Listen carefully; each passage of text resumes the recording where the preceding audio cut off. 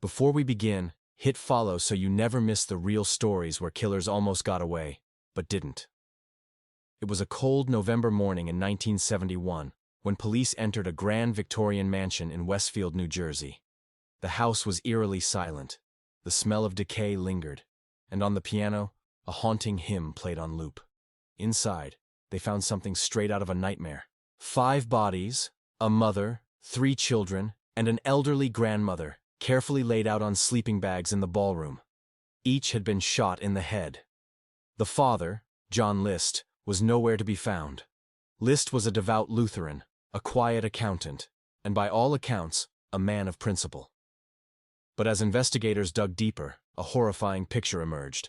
He had lost his job, was drowning in debt, and couldn't bear to tell his family. Instead, he decided to save their souls. Before fleeing, List wrote a 5-page confession letter to his pastor, explaining that he killed his family to spare them from the sinful life of poverty. He cut himself out of every family photo, turned off the lights, set the thermostat low to preserve the bodies, and vanished. The mansion sat dark for nearly a month before neighbors grew suspicious. But by then, John List had completely erased his life. Years passed. Then decades.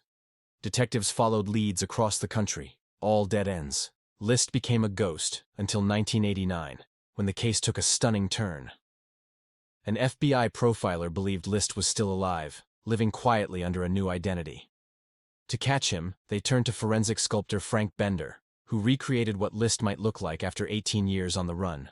His clay bust aired on America's Most Wanted, complete with glasses, a receding hairline, and even the same stern expression.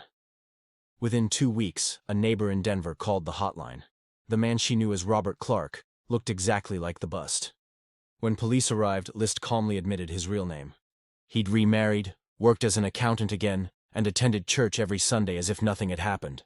At his trial, the jury took just 9 hours to convict him of 5 counts of murder. He was sentenced to life in prison, where he died in 2008. For nearly 2 decades, John List lived a double life, proof that a killer can hide from justice, but not forever.